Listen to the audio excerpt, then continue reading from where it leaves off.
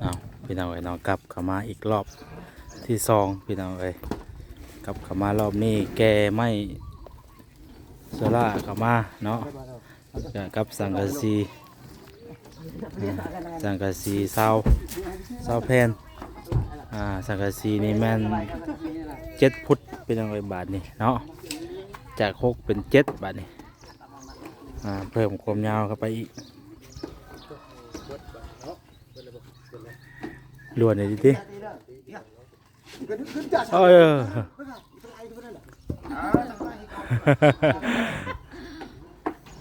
ใหญ่บาดมือป่ะ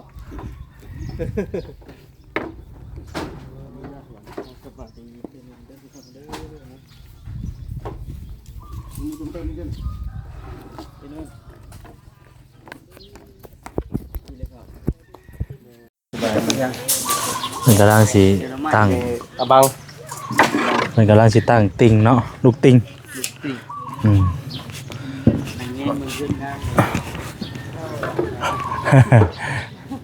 โอ้ยแน่มึงมองอะไรกับงามมาเนาะแล้วโอ้หาเบิ่งมองตีกับบุมี่บัดนี่ตีแต่แนวเดียวแล้วตีช่างประเทศงามโพด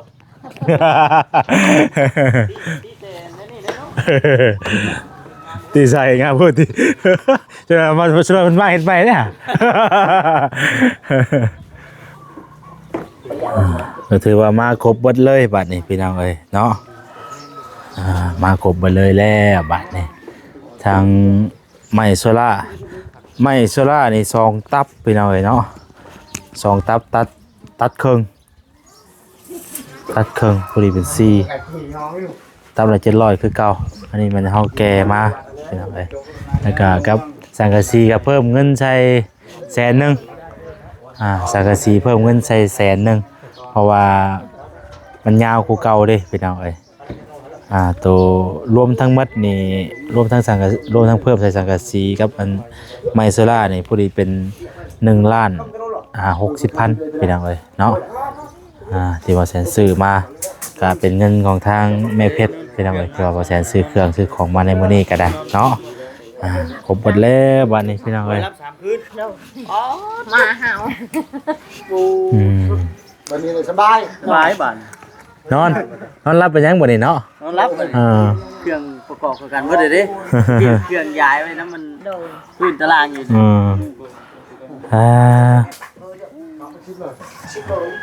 พาบัก10บ่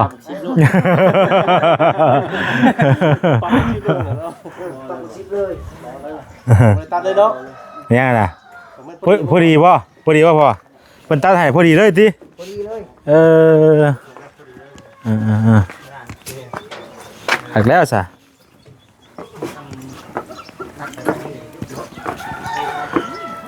ว่าเฮาแก่มายาวบ่ได้เนาะตัวฮะเจ้าก็สิขึ้นมาคือกันบ่ขึ้นมาเบิ่งเลยเลยน็อตอันนี้บ่ได้ซื้อบ่น็อตนี่ลืมแล้วฮะใช้ตัวจับนี่มันล็อกนี่นะมันมีแล้วมันหมดแล้วตัวนี้อันใส่เล็กตะปูน้อยกับบ่มีบ่พ่อได้ตะปูตอกเขาแล้วเป็นหยังได้โอเคได้เฮาซีก่อนเนาะซีได้เฮากะตอกเข้าไปเลยมันบ่นั่นน่ะนะให้กว่าน็อตได้มันเข้ายาวตะปูเพราะเพียงแต่ว่าเวลาจะเอาออกยากซื่อเนาะยันเอาคือสิบ่ได้เอาออกดอกเนาะก็อันที่สิบ่ได้เอาออกเนาะใครใส่ได้ก็ได้ใส่ลายเด้อใส่ล็อกเนาะมันหลายน็อตมันน็อตสากนะพ่อมันมีสากบ่เผื่อตัวนี้นะเฮาใส่ตัวนี้แล้วมันเปิดเพราะว่าน็อตตัวนี้น่ะเขาเจ้าบ่มีอันแถมเขาเจ้าบ่มีแถมนำแต่ว่าพวกง่วงมันนี่มันมีตัวนี้มันมีอยู่ในถุงเลย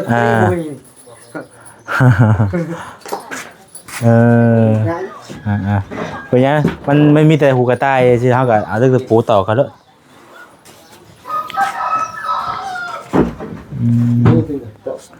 มุงเลยก็ไล่ห่มไล่บัดนี่เนาะขนาดว่ามุงนี่แถวนึงเลยก็ยังงันไล่ห่มนี่ดินี่ดูห่มก็มาขามบ่แน่เบิ่งยังเปลืองอยู่นะห่มก็มาขาม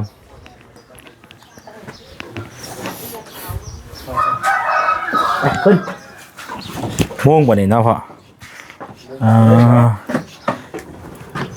เนาะ ส่งสังกะสีใช่ ขนาดว่าบ่ได้เฮ็ดวงกบกับซ้ำวงกบเนาะอันนี้ก็ได้เนาะ ซ้ำวงกบพักแน่ดิ ก็ใส่ไม่เสริมเล็กน้อยนะบางทีเขาน้อยเล็กน้อยเขาปิดแห้งมาเลยเขาดึงมันแห้งดี เอาเฮาก็ต้องบ่ได้ก็ต้องรัดต้องค่าให้มันค่าอยู่ได้เนาะ เล็กน้อยเด้เล็กน้อยเขาเปิดแล้วก็บางทีเขาเปิดเขาปิดแห้งกันนะปิดตามตัวนี้มันก็บ่เข้ามาในเนาะ บ่คันว่าบ่ใส่ทะลุบ่พี่เลยดูเลยถอดออกหมดเลย โอ้มันเป็นช่องหน้าเลยเนาะเป็นหน้าเลยหรือว่าข้างอันนี้ก็ใส่นั่นเลยบ่เนาะแนบใช่คือแล้วมันก็เป็นปองคือเก่าแล้วเนาะมันก็สิเป็นโป่งแล้วเนาะเป็นโล่งๆเนาะ ใส่ตัวไหน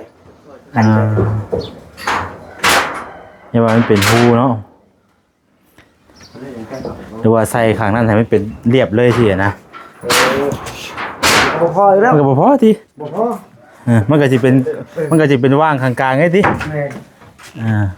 คือว่ามีอีกแผ่นนึงนี่เอาอัดเพียงไปเลยเนาะ เพียงไปเลย ใครว่าเฮาแต่กระยาแล้วเฮาก็ใส่ซ้ำตูมันเพราะนั่นนะใครว่าเฮามาตอกใส่ให้มันนั่นให้มันเป็นหน้าไปเลยสินะฮ้อนนี่ก็ยามันฮ้อนนี่ก็ยามันคำป้าไว้มันก็สิบ่ได้เฮ็ดหยังตัวนั้นก็ ยังบ่เสีย ฮะบ่ว่าแผ่นตัวมันเดือนแล้วเฮาเอามาแนบใส่ข้างนี่ให้มันแบบมันจังบังไม้ตัวนี้เลยสินะ เดี๋ยวมันก็เดือดเลยดิ ว่าตัวเรือมันที่เขาสิเฮ็ดเฮ็ดไผเฮ็ดหยัง บ่ อัดสบายเด้ บ่ขึ้นไฟน่ะสิเอาไม้สิเอาสังกะสีแอมกับมันกับไม้กระตาดนี่แหละพ่อยแต่แล้วครับว่ากับป้าหั่นแหละบางเทื่อเฮามีในเฮ็ดเฮาก็ มีฮักมีเฮ็ด ป้าหั่นแหละเป็นหยัง เรือเนาะ นี่ ซะจะคนขึ้น ตัวนี้12ฟุตบ่ตัวนี้12ฟุตตัวนี้เนาะ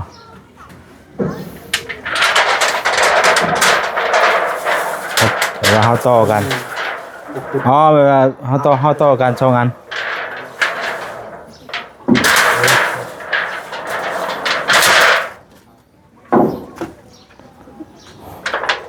หน้ามันซ้ำกันอยู่บ่พ่อ สำคัญบ่ซ้ำกับเป็นหยังดอกเพราะว่า เฮาก็เลือกเมาเนาะ มันบ่อยากซ้ำแล้วของมันเป็นยืดออกเด้แต่ว่าเขาเดินใช้ เหลื่อมตาในนึงได้เนาะหมู่จังไอ้แต่ว่าบ่ล้มเนาะถึกช่วงบ่ล้มพอดีกระดานทุกคนมึงตัด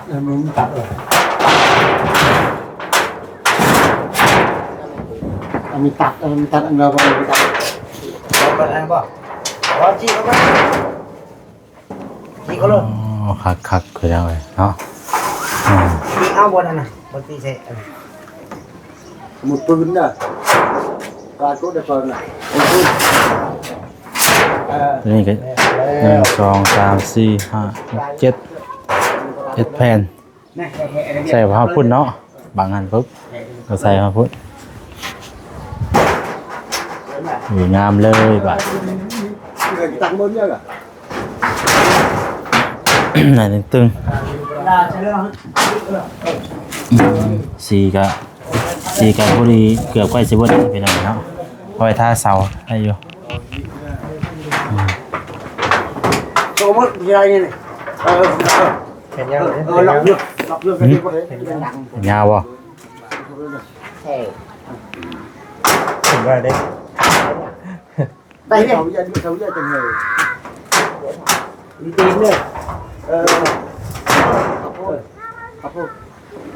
นี่เพิ่นก็เอาแบบแผ่นใหญ่มันก็บังลมได้อีกแหละ บางลมบางฝนบางฝนสาดนั่นมีแต่เรื่องที่จะแค่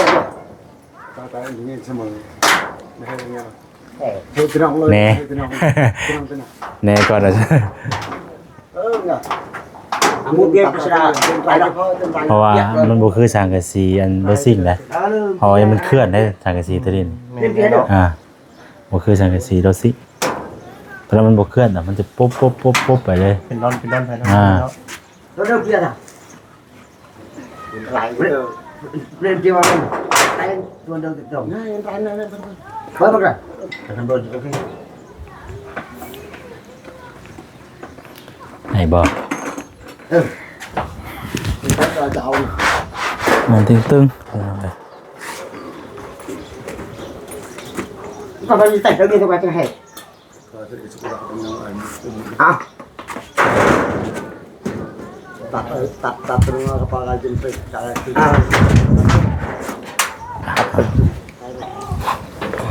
ใช้แล้วมันใช้อะไรอ๋อดูอ๋อเบียดเลยก็ให้เนี่ยหน่อย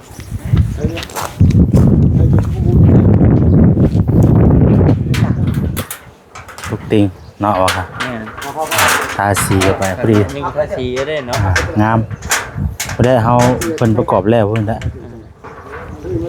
แล้วแต่ชื่อตัวต้น อ๋อมันเป็นแวกอันนี้ เป็นแวก ว่ามัน จังว่าเพิ่นดิเนาะ เขาเป็นว่า ชื่อตัวต้นชื่อตัวต้น งามเนาะอ๋อครับ แม่น พี่น้องเลยงามดีได้สุดยอดเลย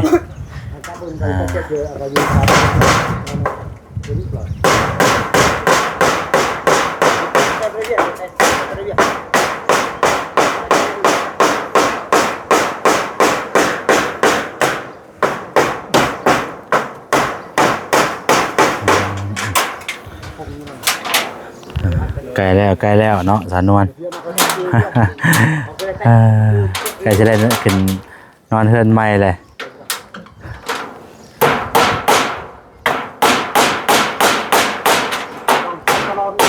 เป็นไม้ชราน่ะก็เป็นเงินของทางแม่เพชรเด้อที่ว่าทางบ่แสนซื้อมามื้อนี้ก็คือสิพอบ่อยู่บัดนี้พี่น้องเอ้ยเนาะคือสิพอบ่อยู่สิโอเคแล้วบัดนี้แต่ว่าถ้ามาติดตามเบิ่งบัดนั้นแล้วเนาะ แม่น ไม่ ตอนแรกแล้วบัด ไม่วันนี้มันแล้วนะไม่วันนี้ พอเราตุนลูกติงกับมาครบประเด้งามเลยเป็นอย่างเนาะมาแล้วเป็นมุงเอาหุ่นมาแล้วขึ้นง่ายลงง่ายแล้วบาทนี้เนาะดีใจน้ำสานวนเพิ่นเป็นอย่างเนาะห่านคันลงคันไหลกันเรียบร้อยเลย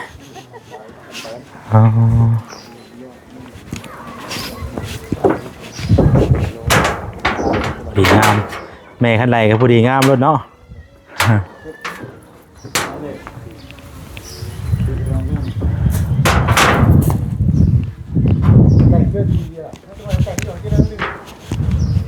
เป็นประตูครับแน่พี่น้องเลย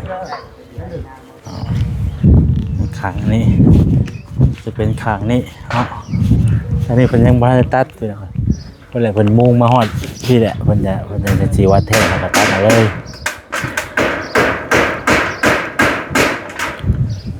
ปองเยี่ยมมีปองนึงเนาะอาศัยอีกปองนี่ปุ๊บนี่ป้าตัวแห้งงานเล่นแหละไปเลยแต่ว่าก็เป็นอย่างดอกเนาะไอ้แหละนี่ก็ตัวงามเลยไปเลย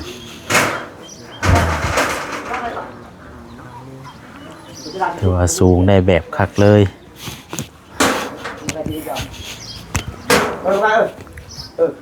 ทอยบีตลอดคนทอยบีทอยไปเลยเอาบอลเปิดอ่ะ โอ้นี่ก็เป็นเครื่องอุปกรณ์เครื่องมือสร้างเพิ่นตัวครบเลย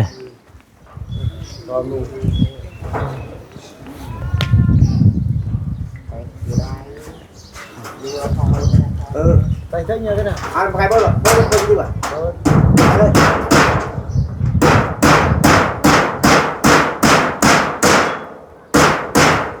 cái phần đầu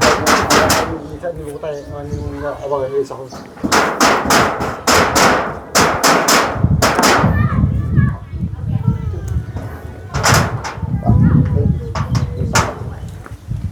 đây là tay rồi cho xin cho xem cái này ngáp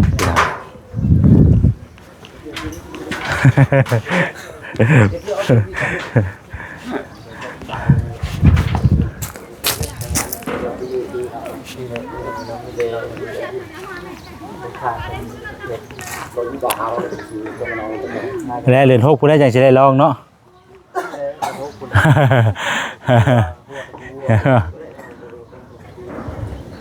มีแต่ กับที่ได้ปะน่ะ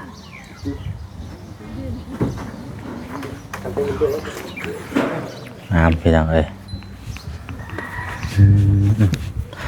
ไปบัดนี้ที่ว่าเฮาได้ซื้อเครื่องไม้เพิ่นครบไปแล้วล่ะบัดนี้พี่น้องเอ้ยเนาะ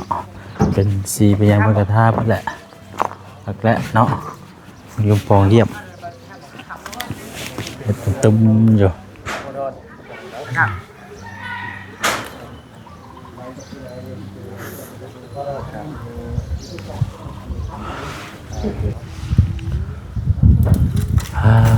โอ้ทางนี้ครับ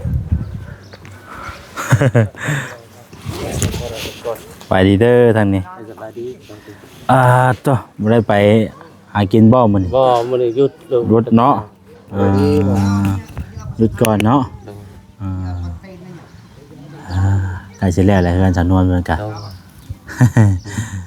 แต่นอนยังแยงมันเฮือนงามบ่ แยงแล้วลูก งามเนาะ งาม ดีใจแล้วเพิ่นจะบอก กายว่าดี ดีใจพออะไรนี่ก็ยังดีวันใดเลยลูกยังแต่ของหมู่กับปกติเราเนาะ เป็นจังได๋ซะเช้าน่ะพ่อสิไปตัดเองบ่ ลูกเอ้ยเองผัดรถไทยก็ยังบ่มีหยังบ่มีพอได้อยู่ได้ก็อุบชื่อขอชื่อนำข่าวจักเฮ็ดจังได๋ลูกเอ้ยรถไทยเฮาก็บ่มีไผสิแก้ให้เจ้าอีกแต่ผู้เดียวบ่ไหวติ เอ้าตะกี้คือว่าสิตัดมาเองได้ ได้อยู่นำลานนั่นแหละได้แล้ว2เสาฮะได้ลูกค่าน้ำมันน้ำมันเขาอีกค่ารถไทยเขาแบกมานะใช้รถไทยเมื่อนั่นลูกได้อยู่ดอกเสา4เสาบ่ก็รวมๆเนาะก็ว่านั่นกันเราคุมราคาสมมุติว่าแต่ว่าทางพ่อก็ไปตัดซอยเพิ่นแล้วก็ให้เพิ่นแก้มาให้แต่เพิ่นเป็นคิดค่าน้ำมันเท่าไหร่ก็จังว่าเนาะจังว่าเสาต้นเท่านั้นเท่านี้ก็เพิ่นว่าเนาะเพราะว่าเฮาก็ต่างตัดมาแล้วก็เฮ็ดคือแบบว่าเอาไปหาเครื่องมาแต่ว่าเรื่องน้ำมันก็เอาก็จังว่ากันเนาะได้แล้ว2เสาครับวางนำลานได้แล้วบ่โดยเฮาก็มีแต่ตัดไว้แหละว่าเฮาสิบัด เติบแล้วเสา ตัดไว้แหละบัดสิแก้แล้วก็เฮาก็หาเพิ่นแล้วก็เฮาจังซื้อน้ำมันให้เพิ่นสินะเพราะว่าเฮาบ่มีแนวแก้เนาะอุกตัวนั้นแหละผัดกันอยู่ไกลก็ให้เจ้าที่เอาไทยแกนำเจ้าคันบ่เอารถไทยเข้าไปขอนำลูกหลานนะใช้แต่น้ำมันให้ครับมีแต่ว่าเฮาไปตัดน้ำเพิ่นแล้วก็ตัดมาแล้วก็ไม่ไผจะไม่เพิ่นเองบ่ไม่เพิ่นเองนะขอนำลูกหลานนะเพิ่นให้อยู่ดอกเช้านึงเท่าไหร่เพิ่นให้ต้นละแสนนะลูกต้นละแสนเนาะแล้วก็วันนี้ก็ให้ตัดไว้แล้วก็บัดเฮาบ่เพิ่นให้เพิ่นแก้มาก็อันน้ำมันก็เติมให้เพิ่นสินะมีแต่ก็ตัดไปโลดเนาะเตรียมตัดไปเลยตัดเตรียมไว้โลดเนาะการคือมีหยังก็มีแต่โทรบอกเนาะทางบ่แสนไปจังได๋ถูกแล้วลูกเริ่มแต่บื้อนี่แหละแต่ว่าคันมีมีเสามีเครื่องอย่างแล้วก็แม่นเฮ็ดเองตัวนี้นะโดยเราบ่เฮ็ดเองบ่มีสร้างเนี่ยมันมีเครื่องเนาะเนี่ยมีเครื่องเนาะแต่ว่าเรื่องซื้อหาซื้อนี่มาเมื่อไปซื้อให้แต่ว่าเรื่องเฮ็ดเองสินะได้พออยู่กับยาลูกปกติดอกพอได้ในมุงหั่นนะกับพาหั่นยาเดี๋ยวนี้พอบ่ได้กังวลหยังแหละในมุงเนาะ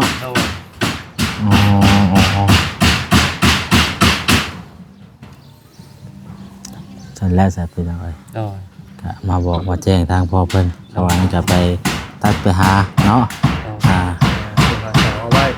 ยเสาไปอันว่ามีเห็นช่วงเสาแล้วก็เดี๋ยวจังฟังเบิ่งเนาะว่าผู้ใหญ่เพิ่นสิบอกเฮาแนวใดที่นะแล้วก็จังสิมาบอกเพิ่นทางพ่อเพิ่นเพิ่มเติมอีกเนาะเพราะว่าเฮาก็บอกตามที่ว่าทางผู้ใหญ่เพิ่นบอกมาว่าให้ไปตัดสามรถที่นะแต่ว่าเรื่องเครื่องของอันนั้นนี่บ่พอก็จังว่ากันเนาะเอาจังทยอยเอามาเนาะเตรียมเสาเตรียมหยังได้ไว้ ได้แล้ว หาเสาก้อนนะครับเลขเนาะ จะมากองไว้นี่แล้ว โดยพอได้อยู่เนาะ ไปสุดเนาะบ่ได้บ่นอนเบิ่งจันทร์พระจันทร์เนาะ พอทุก ตามรถ น น อ อน น เล เลย ย นอนเบิ่งพระจันทร์เลย เอาคนตามรถนอน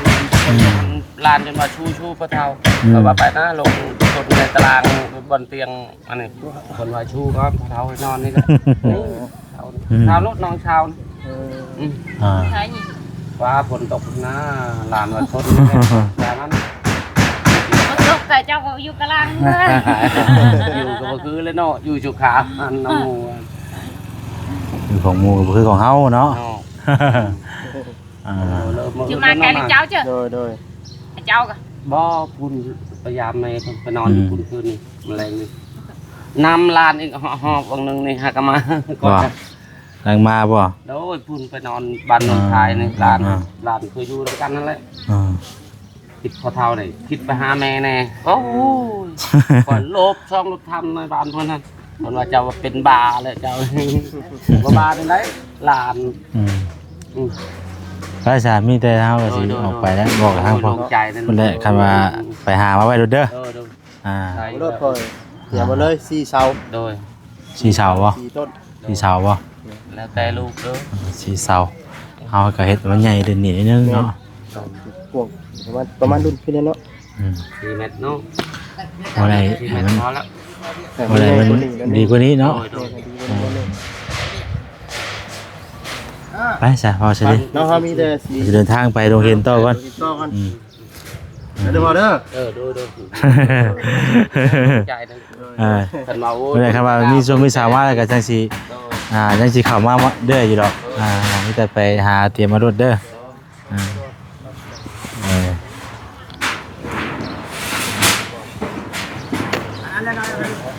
โอเคพี่น้องเอ้ยป่ะเนาะเฮาจะอาจจะขอตัวไปก่อนบัดนี้พี่น้องเอ้ยมันจะติดตามเบิ่งบัดแล้วเนาะ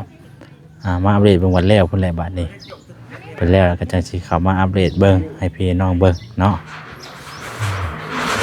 ไปจะขอตัวลำลาไปก่อนพี่น้องน้องดีมีแห้งบ่สุขสุขคนผิดพลาดประการใดก็ขอโทษขออภัยติดตามเบิ่งในมือต่อไปเนาะทางบ่สันสิมาอัปเดตเบิ่งเพิ่นมงแล้วก็ใส่ลูกติ้งก็ถือว่าสำเร็จแล้วละบาดนี้เนาะไปลำลาไปก่อนสบายดี